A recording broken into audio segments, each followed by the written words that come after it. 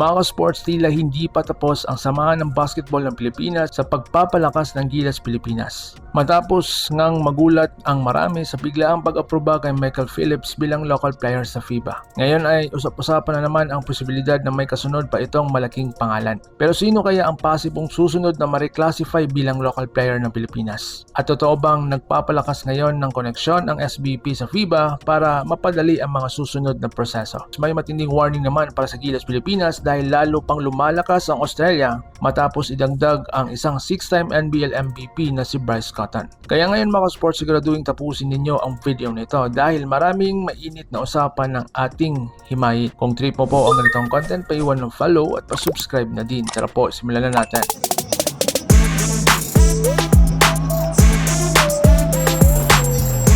Mga sports, matapos ang naging kabiguan ng Gilas Pilipinas sa huling FIBA World Cup Asian Qualifiers window, malinaw na isang bagay ang nasa isip ngayon ni Coach Tim Cone at ng SBP. At iyon ay salitang bawi. Hindi na sikreto na kailangan talagang palakasin pa ng Gilas ang lineup nito, lalo na't palakas ng palakas ang mga kalaban natin sa Asian Oceania region. Ngayon, tila mas agresibo na ang SBP sa paghanap ng mga eligible players na maaari makatulong sa national team. At dito nga pumasok ang nakagulat na development kay Michael Phillips. Sa totoo lang mga sports, marami ang nagulat nang biglang maaprubahan si Michael bilang local player sa FIBA. Dahil kung pagbabasehan kasi ang dating mahigpit na patakaran ng FIBA, napakahirap talagang ma-reclassify bilang local ang isang player kung wala itong Philippine passport bago mag 16 years old. Ito nga yung tinatawag nilang Hagup Rule na matagal na nagpahirap sa Pilipinas pagdating sa eligibility ng mga foreign players. Pero somehow, nakalusot si Michael Phillips. At dito nagsimula ang usap-usapan na baka may ginagawa na namang tahimik na hakbang ang SBP sa likod ng kamera. Dahil ayon sa ilang basketball insiders, tila mas naging active ngayon ang SBP sa pagkikipag-coordinate sa FIBA Federation at isa pa nga sa napapabalitaang dahilan nito ay ang pag-alok umano ng Pilipinas na mag-host ng iilang postpone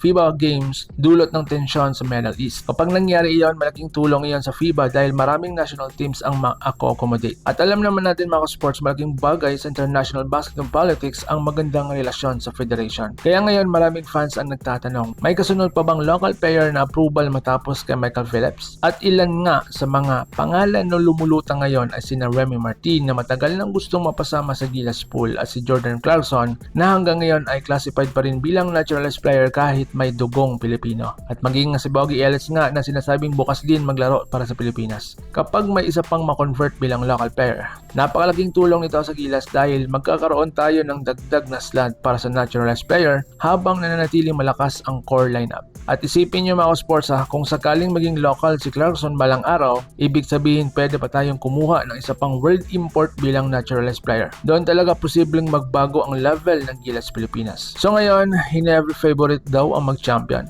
Habang mainit naman ang usapan sa TNT, napakadami ding fans ang nagsasabing Barangay Ginebra San Miguel na raw ang siguradong magkampiyon ngayong conference. Ayon sa mga ilang fans, halos wala raw kayang tumapat sa sistema ni Coach Tim Cone lalo na kapag healthy ang lineup nila. At totoo naman mga sports kapag nasa kondisyon sina Justin Brownlee at ang buong core ng Ginebra, isa talaga sila sa pinakamahirap talunin sa PBA. Pero huwag din nating maliitin ang rain or shine Elasto Painters. Dahil napatunayan nila ngayon sa conference na kaya nilang sumabay sa mas malalakas na kuponan gamit ang bilis, depensa at energy nila.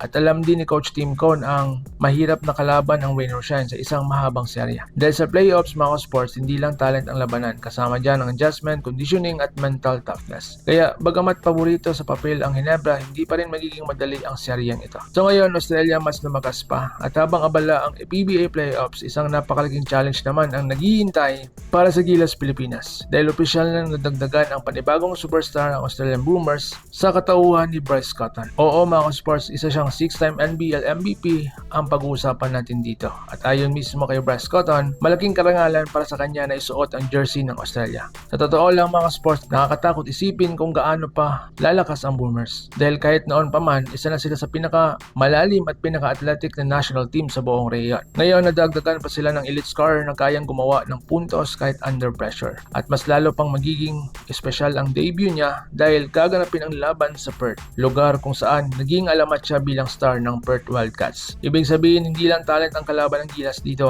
pati din ang crowd support at momentum. Kaya magiging napakalaga para sa Gilas ang chemistry, depensa at tamang execution. Pero kahit mahirap ang laban, alam naman natin mga ka-sports, hindi basta-basta sumusuko ang ating national team. Kapag kumpleto ang lineup natin at nasa tamang kondisyon ang mga players, kaya pa rin nating magipagsabayan. At siguradong magiging exciting ang showdown na ito sa July qualifiers. Kaya ngayon mga ka-sports, ano po sa inyong tingin? Sino kaya ang susunod na posibleng magiging local ng Gilas Pilipinas matapos si Michael Phillips? May pag-asa kayang ma-reclassify balang araw si Jordan Clarkson? At para sa inyo, TNT ba o Ginebra o ibang team ang may pinakamalaking tsansang magkampiyon ngayong conference? I-comment nyo po ang lahat ng inyong opinion sa comment section at babasahin ko yan. At kung bago ka lang dito sa ating munting channel, huwag kalimutang mag-like, subscribe at pindutin ang notification bell para updated kayo sa lahat ng latest PBA, Gilas at basketball updates. Maraming salamat mga sports. God bless us all.